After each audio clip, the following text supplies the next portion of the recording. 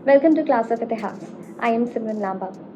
हमने पिछले वीडियो में पढ़ा था कि ह्यूमन ने अपने आप को इवॉल्व करते करते एक हंटिंग गैदरिंग सोसाइटी से एक ऐसे पॉइंट पर ले गया था जहाँ पे वो क्रॉप्स को प्रोड्यूस कर सकता था।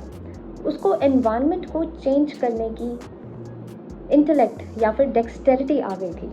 ये जो ट्रांजिशन था जो कि एक हंटिंग गैदरिंग सोसाइटी से एग्रीकल्चरल सोसाइटी तक था, इस ट्रांजिशन के बीच में बहुत सारे इवेंट्स हुए होंगे। इस ट्रांजिशन के कुछ रीजंस हुए होंगे। इन रीजंस को ढूंढने के लिए बहुत से स्कॉलर्स ने कई सारी रीजनिंग दी, लेकिन 3 बेसिक मॉडल्स जो हमने पिछले वीडियो में समझे थे उनमें से एक था क्लाइमेट स्ट्रेस मॉडल, जिसका मोर और लेस समराइज्ड वर्जन ये था कि एनवायरनमेंट चेंज होने की वजह से, जो कि प्लीस्टोसीन एज के एंड में टेम्परेचर्स जब वार्म होने शुरू होते हैं, प्लीस्टोसीन मतलब आइस एज जब वार्म होनी शुरू होती है, आइस पिघलने लगती है, तब इंसान ने अपने एनवायरनमेंट के साथ अडेप्ट करना शुरू किया और अपने आप को सस्टेन करने के लिए हंटिंग गैदरिंग के अलावा स्टॉक रेजिंग, क्रॉप प्रोडक्शन पर भी ध्यान देना पड़ा।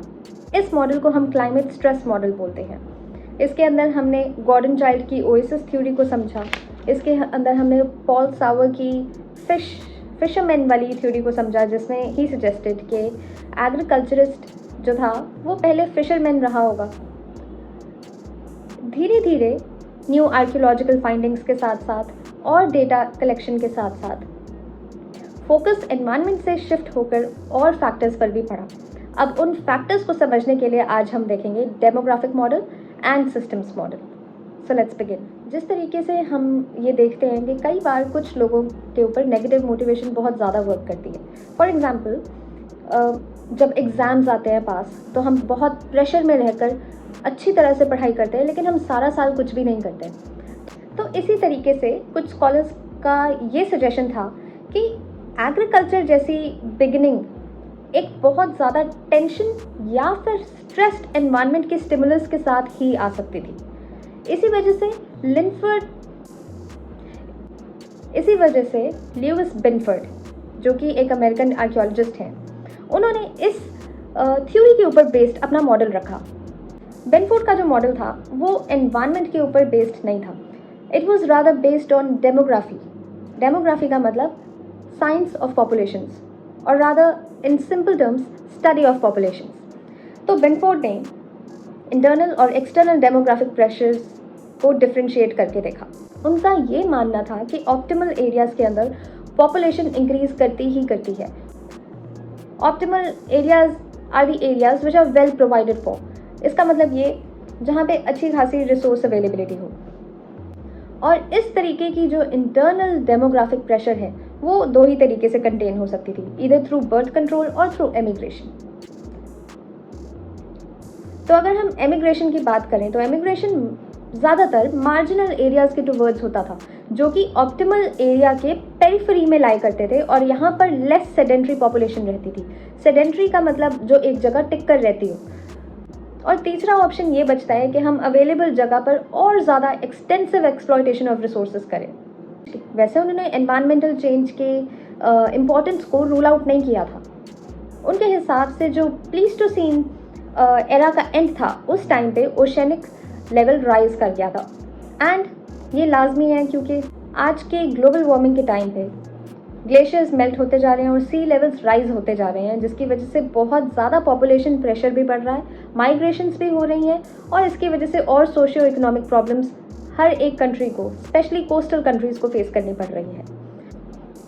तो बिनफोर्ड ने इसी रीजनिंग को यूज़ करते हुए ये बोला कि पहले कोस्टल कम्युनिटीज़ में रहने वाले जो फिशरमैन थे, उनके लिए तो ये बड़ी फेवरेबल बात हो गई थी कि ज़्यादा पानी होगा तो ज़्यादा रिसोर्स होगा, उनकी फिशेज़ का कैप्चर बहुत ज़्यादा बेटर हो जाएगा। लेकिन धीरे धीरे जैसे जैसे इसके ऊपर सस्टेन करते करते पॉपुलेशन राइज हुई और पॉपुलेशन प्रेशर उसके ऊपर भी बढ़ता गया, तब होता है कंपटीशन फॉर रिसोर्सेज, और रिसोर्सेज और लोगों के बीच में एक डिसइक्विलिब्रियम आ जाता है।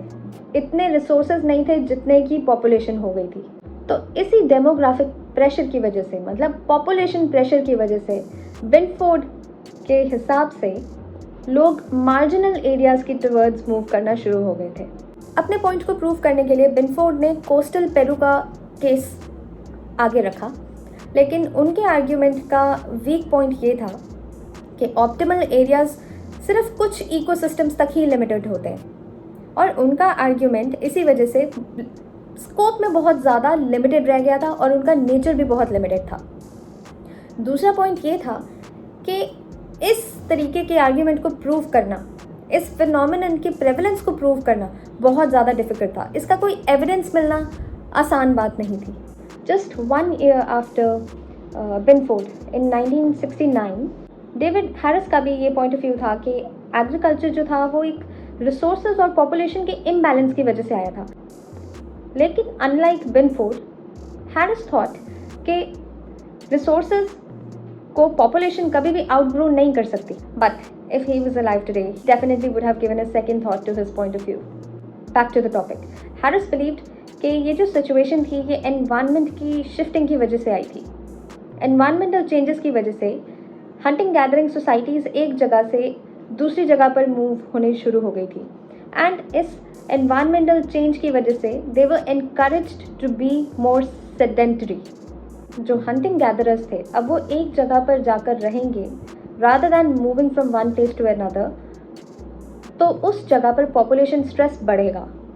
डेविड बिलीव्ड कि एनवायरमेंटल शिफ्ट्स की वजह से जब पॉपुलेशन की शिफ्टिंग हुई तो human population tended to move to various ecosystems like forest, steppe, savanna, river coast और margins of uplands and लोलैंड्स। He referred these regions as transition zones. ये जो ट्रांजिशनल जोन्स थे, these zones enjoyed a large variety of plants and animals.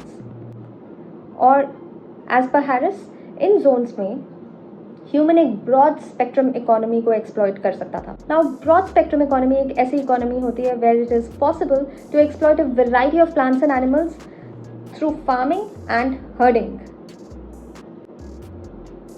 Harris की theory का एक drawback ये था कि ये थ्योरी इस बात को प्रूव नहीं कर सकती थी कि एक ही टाइम पर वर्ल्ड के अलग अलग रीजन्स में एक जैसी डेवलपमेंट कैसे हो सकती थी।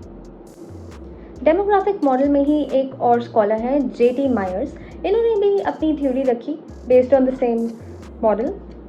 स्टार्ट इन्होंने बिनफोर्ड मॉडल से ही किया कि पॉपुलेशन का प्रेशर ऐसी जगह पर होता है जहाँ पर रिसोर्सेज मतलब प्लांट और एनिमल रिसोर्सेज की अबंडेंस हो, वहाँ पर पॉपुलेशन धीरे धीरे इंक्रीज करती है। लेकिन इनके मॉडल में एक पॉइंट ये था दैट ही लेट्स की कैरिंग कैपेसिटी होती है, और जो पॉपुलेशन है अगर उस कैरिंग कैपेसिटी से बढ़ जाती है तो प्रॉब्लम होगी। बिनफोर्ड ने इस पॉइंट पर एक सॉल्यूशन पॉपुलेशन को कंट्रोल करने का दिया था कि या तो बर्थ कंट्रोल हो या फिर एमिग्रेशन हो based on ethnographic examples. Myers ने अपना argument on the other hand इस बेसिस पर रखा कि कुछ ऐसे भी एरियाज होते हैं जहाँ पर बिनफोर्ड के जो सॉल्यूशंस हैं बर्थ कंट्रोल और एमिग्रेशन वो अप्लाई नहीं हो सकते और पॉपुलेशन को कंट्रोल करने के और तरीके नहीं बचते। तो ऐसे ऑप्टिमल एरियाज में इंटेंसिव एक्सप्लॉयटेशन ऑफ रिसोर्सेज एक वे आउट हो सकता था, और इस इंटरनल प्रेशर का जो रिजल्ट था वो cultivation of plants and herding of animals हो सकता था। मायर्स ने अपना पॉइंट प्रूव करने के लिए मेक्सिको की अपलैंड वैली का एग्जाम्पल साइट किया।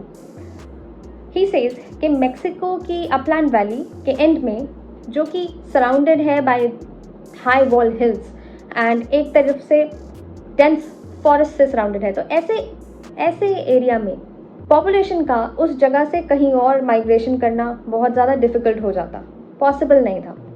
उनकी जो माइग्रेशन थी वो रिस्ट्रिक्ट हो जाती। सोल्यूशन, इस इंटरनल प्रेशर का सोल्यूशन जो उन्होंने दिया वो ये था कि पॉपुलेशन को इंटरनल अडेप्टेशन करनी पड़ी होगी। साइंस की थ्योरी का मेन वीकनेस ये था कि इनका कोई एविडेंस नहीं था, एंड स्कॉलर्स के हिसाब से मेक्सिको जैसी सेमी एरिड वैलीज़ में, सेंट्रल मेक्सिको की सेमी एरिड वैलीज़ में ऑप्टिमल एनवायरनमेंट्स का मिलना बहुत मुश्किल था। कई स्कॉलर्स ने ये भी आर्ग्यू किया कि मायर्स ने इस बात को इग्नोर किया कि वो सेट ऑफ पॉपुलेशन, अगर उनके पास कल्चरल कंट्रोल या माइग्रेशन का ऑप्शन था भी तो वो मोर इंटेंसिव एक्सप्लॉयटेशन के टुवर्ड्स अपना एग्रीकल्चर प्रैक्टिस कर सकते थे।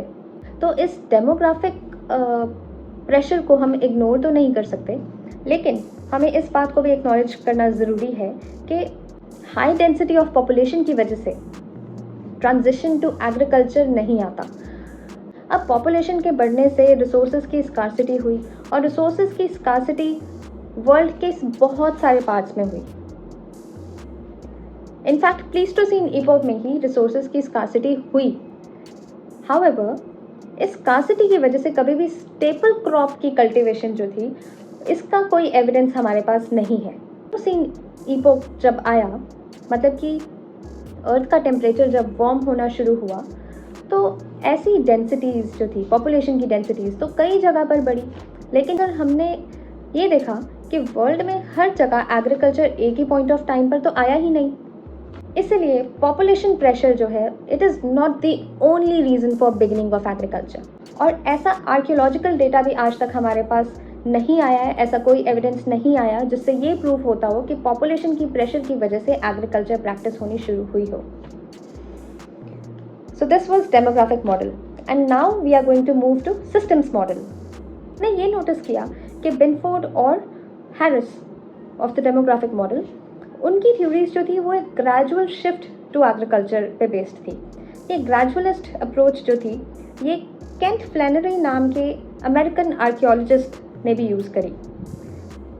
इनफैक्ट उनका जो व्यू है वो डार्विन की डिस्क्रिप्शन के ऊपर बेस्ड था, जो कि 1868 में डार्विन ने रखा था कि सिविलाइजेशन की फॉर्मेशन के फर्स्ट स्टेप्स क्या थे।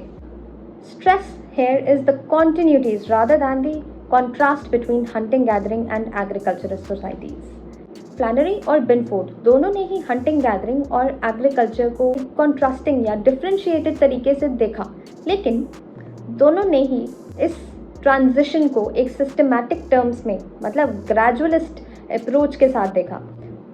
इसका मतलब ये कि उन्होंने एनालाइज किया, फ्लैनरी ने एनालाइज किया कि एनवायरमेंटल, डेमोग्राफिक और कल्चरल वेरिएशन का एक इंटरैक्शन था, और इसी सेंस में उनके मॉडल में हंटिंग गैदरिंग और एग्रीकल्चर में कॉन्ट्रास्ट तो था, कॉन्टिन्यूटीज भी थी।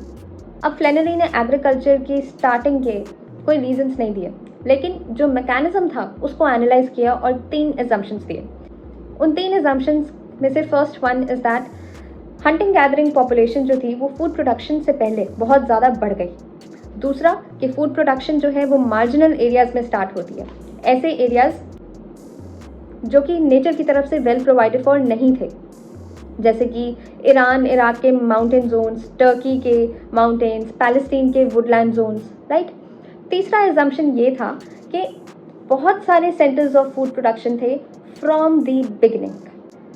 ही सेज कि जो एग्रीकल्चर से पहले वाले लोग थे, प्री एग्रीकल्चर पीरियड के, वो स्पेसिफिक एनवायरनमेंट से अडेप्टेड नहीं थे, but they were adapted to specific animals and plants available in different environments. इसीलिए जो हंटर गैदरर्स थे वो तो मोबाइल थे, वो एक जगह से दूसरी जगह तक मूव करते रहते थे। उन्होंने अलग अलग जगह पर अलग अलग इकोसिस्टम्स में सीड्स कैरी किए, म्यूटेंट वैरायटी के सीड्स कैरी किए और उनको डिफरेंट टेरेंस में प्लांट कर दिया। फ्लैनरी ने इस सिस्टम्स मॉडल को यूज़ करके 2 रीजन्स के ट्रांजिशन को एक्सप्लेन किया।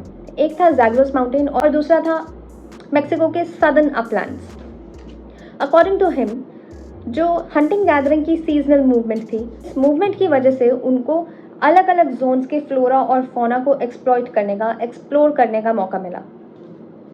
मेक्सिको के सदर्न अपलैंड्स में नेगेटिव फीडबैक की वजह से एक ऐसा प्रिंसिपल है नेचर का जिसमें कि अलग अलग रीजन्स में उगने वाले अलग अलग प्लांट्स अलग टाइम पर राइपन होते हैं। तो इस नेगेटिव फीडबैक को यूज़ करते हुए फ्लैनरी सेड कि हंटर गैदरर्स ने अपनी हंटिंग गैदरी को अकॉर्डिंगली मोल्ड किया और वैसे ही स्ट्रैटेजी को अडॉप्ट किया। डिफरेंट प्लांट्स एंड एनिमल्स की अवेलेबिलिटी की वजह से हंटिंग गैदरिंग के जो मूवमेंट थे वो भी रेगुलेट हुए और उनके साइजेस, उनके ग्रुप्स के साइजेस भी रेगुलेट हुए होंगे। एंड अकॉर्डिंग टू हिम, जो लोग हैं they became dependent on a broad spectrum economy rather than based on few plants and animals. Hunters gatherers ने जब अलग अलग जगह पर वो प्लांट्स को उन सीड्स को बोया होगा, तो उन्होंने ये भी कोशिश करी होगी कि इस क्रॉप का एरिया बढ़ा दिया जाए। तो ऐसे सिचुएशंस में जो प्लांट्स थे, इन वैरायटी ऑफ प्लांट्स ने एरियाज़ में वाइडन एरियाज़ में अपने आप को फैलाया होगा और इन प्लांट्स ने दूसरे प्लांट्स को आउटग्रो कर दिया होगा। जैसे आज भी हम पढ़ते हैं कि बहुत सारे ऐसे स्पीशीज़ हैं जो native to one particular environment होते हैं, और अगर उनको एक जगह से उठाकर दूसरी जगह पर ले जाया जाए, फॉर एग्जांपल इंडिया में कांग्रेस ग्रास जो अमेरिका से आई थी, इसे बोलते हैं एक्जॉटिक स्पीशीज़। अब इस स्पीशीज़ की वजह से जो बाकी इंडिजिनस पॉपुलेशन थी प्लांट्स की, उसको डेंजर हुआ और उनकी पॉपुलेशन कम हो गई, और शायद कुछ ऐसे भी पौधे होंगे या पेड़ होंगे जो एक्सटिंक्ट भी हुए होंगे, शायद हमें अभी तक उसके बारे में पता भी ना चला हो। ये आउटग्रो करने वाला प्लांट ज़ैग्रोस में था वीट और मेक्सिको में था मेज़। प्रोडक्शन के एडवांटेजेस तो पता थे, लेकिन कॉन्टिन्यूस तरीके से अभी एग्रीकल्चर स्टार्ट नहीं हुई थी। इनफैक्ट पॉपुलेशन जब बहुत ज़्यादा बढ़ नहीं गई थी और स्लैश एंड बर्न के थ्रू जब तक लैंड की स्कार्सिटी नहीं हो गई थी, तब तक एग्रीकल्चर कॉन्टिन्यूस मैनर में प्रैक्टिस नहीं हुआ था। स्लैश एंड बर्न जो होता है, इसका मतलब ये है कि फॉरेस्ट के एक पैच को फायर के थ्रू हमने क्लियर कर दिया एंड उसके ऊपर एग्रीकल्चर प्रैक्टिस करी, एंड जब वो लैंड इनफर्टाइल हो गई तो हम उस लैंड से शिफ्ट होके किसी और लैंड पर गए ताकि वो लैंड हम फैलो छोड़ दें एंड आफ्टर फ्यू ईयर्स हम वापस रिटर्न करें, एंड उधर फर्टिलिटी जब रीगेन हो गई तो हम दोबारा से एग्रीकल्चर प्रैक्टिस करें। तो ये स्लैश एंड बर्न जो है वर्ल्ड वाइड प्रैक्टिस होती है। नाउ जो कोहेन है, उनके ओपिनियन में जो पॉपुलेशन ग्रोथ है हंटर गैदरर्स की, ये एक कॉन्टिन्यूस फिनोमिनन था। ऐसा नहीं है कि ओकेजनली बस पॉपुलेशन ग्रो हो गई, कॉन्टिन्यूसली पॉपुलेशन ग्रो हुई थी। इस पॉपुलेशन ग्रोथ की वजह से टेरिटोरियल एक्सपेंशन हुआ and infiltration of unused areas हुआ। टेरिटोरियल एक्सपेंशन का मतलब एक टेरिटरी में रहने वाले हंटर गैदरर्स अब दूसरी टेरिटरीज में शिफ्ट हो गए थे, उनकी टेरिटरीज एक्सपैंड हो गई थी, और ऐसे एरियाज जो कि अब तक अनयूज थे उनमें इनफिल्ट्रेशन होनी शुरू हो गई थी। फिर एक पॉइंट ऐसा आया कि पॉपुलेशन इतनी रीच हो गई कि अब टेरिटोरियल एक्सपेंशन भी पॉसिबल नहीं थी, और hunter gatherers had to resort to agriculture, to farming, to food production, settled food production. और ये जो सिस्टम्स मॉडल है, इस तरीके की जो एक्सप्लेनेशन जो सिस्टम्स मॉडल रखता है, ये नहीं दिखाता कि प्लीस्टोसीन इपो के एंड में पॉपुलेशन एक्सपैंड कर गई। ये दिखाता है कि through out pre history population expand होती गई। यहाँ पे मैंने एक टर्म यूज़ किया, प्री हिस्ट्री और हिस्ट्री में एक फ़र्क होता है। हिस्ट्री एक ऐसा पीरियड ऑफ टाइम है जहाँ पर सिविलाइजेशंस स्टार्ट हुई और उन सिविलाइजेशंस की रिटन रिकॉर्ड्स अवेलेबल हैं जो कि हम पढ़ भी सकते हैं। फॉर एग्जाम्पल इंडिया के केस में ये स्टार्ट होता है 1500 BC ऑनवर्ड्स। 1500 BC क्योंकि इस पीरियड में ऋग्वेद की अवेलेबिलिटी हमें नज़र आती है और हमने वो स्क्रिप्ट डेसिफर करी हुई है। ऋग्वेदिक पीरियड से भी पहले का पास्ट है जिसको हम इंडस वैली सिविलाइजेशन बोलते हैं। स्क्रिप्ट उनके पास भी थी लेकिन हमें आज तक वो समझ ही नहीं लगी, इसलिए वो प्रोटो हिस्ट्री का पार्ट है। और ऐसा पीरियड जहाँ पे रिटन स्क्रिप्ट अवेलेबल नहीं है उसको हम प्री हिस्ट्री बोलते हैं, और वो हिस्ट्री स्टोन एज की हिस्ट्री होती है। अब एक और स्कॉलर है बारबरा बेंटर।